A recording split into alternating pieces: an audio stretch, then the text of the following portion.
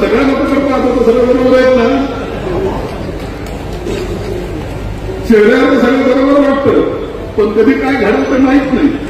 मी बीड जिल्ह्याचा संपर्क मंत्री आहे. मी बीड जिल्हा माझ्याकडे आहे. मला दर महिन्याला बीडला यायचंय. तुम्हा सर्व बांधवांना सांगतो, चांगले कामं कोणते घेऊन या, चांगले कामं कोणते घेऊन या. संजय शिरसाट तुम्हाला कधी खाली हाताने वापस पाठवणार नाही, एवढी गॅरंटी नाही.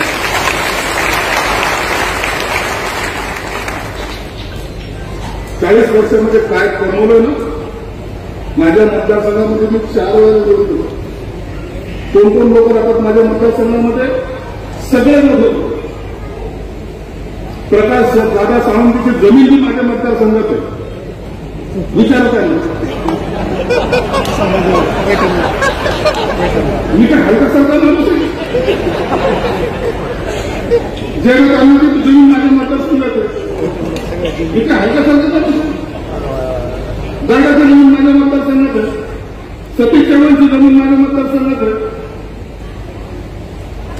बाळासाहेब थोरातांची जमीन माझ्या मतदारसंघात आहे. विखे पाटलाची जमीन माझ्या मतदारसंघात आहे.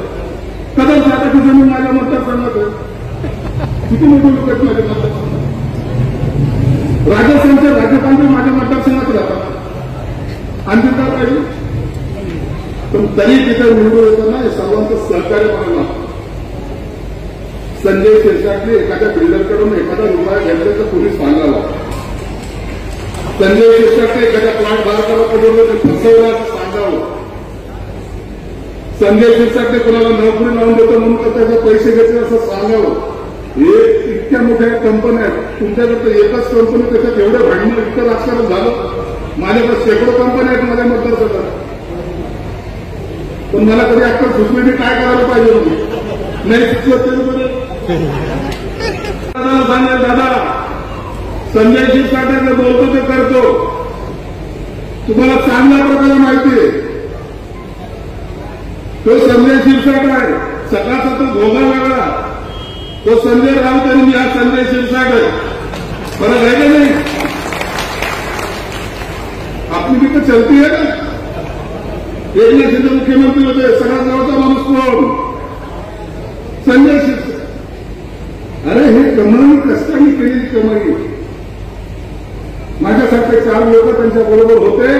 पुन्हा एकनाथ शिंदे साहेबांना ज्या मजबूतीने ते उभे राहिले होते हे सगळं महाराष्ट्राने पाहिलं. म्हणून दादा संजय शिरसाट आहे. मारताना दिल खुलास मारा. आपला दिल छोटा नाही.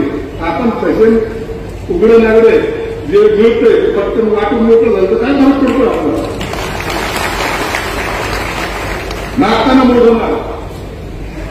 10 कोटी तुम्ही मागितले, 10 कोटी तुम्हाला दिले. या माजलगावमध्ये मी उद्घाटनाला येईल. हॉस्टेल बांधायचं असेल तर त्यांना पाहिजे असेल तर 10 कोटी आणखीन देतो.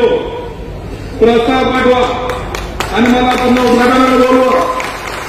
आणि फक्त भाषण करायला लावू नका. नाही तर कलबी भुके तर आणखी भुके. आता काय स्वतःचं अंतरी का येतो ना माणूस मला म्हणतो साहेब काही फ्रेश व्हायचे का? शिरसाट साहेब काही फ्रेश व्हायचं का?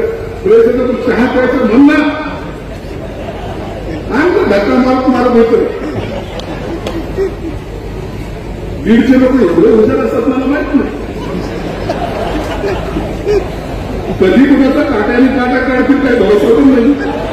माझी लायकी काय मला पाहिजे. कधी कुणाकडे भीक म्हणून मी मागणार नाही. ही भूमिका माझी पण नेहमी राहिलेली. मंत्री झालो त्या दिवशी मला स्वतःला भरोसा नव्हता मी मंत्री झालो म्हणून. रात्रभर झोपत आली मावशी मला. स्वतःलाच चिंता घ्यायचं मंत्री झालं का? जेव्हा मी वेळेला जेव्हा 10 वर्ष त्याच्या सेवक होतो. 10 वर्ष त्याच्या सेवक. या संभाजीनगरमध्ये इतिहास आहे. या शहराचा सलग 4 वेळा मी आमदार झालो. सलग 4 वेळा. आणि चांगल्या मताने निवडून येतो. दरवेळेला आमदार व्हायचो त्यावेळेला म्हणायचो की आता माझं मंत्रित्व मिळेल. टीव्हीमध्ये बातमी यायची. पहिल्या 4 मध्ये माझं नाव असेल. दुसऱ्यांदा मंत्री झालो, आमदार झालो तेव्हाही तसं, तिसऱ्यांदा झालो तेव्हाही तसं, चौथ्यांदा झालो. आता मला जर आमदार मंत्री जर झालं नाही ना, ते सचिन सारखं मलाही आत्महत्या करावं लागते की काय नाही.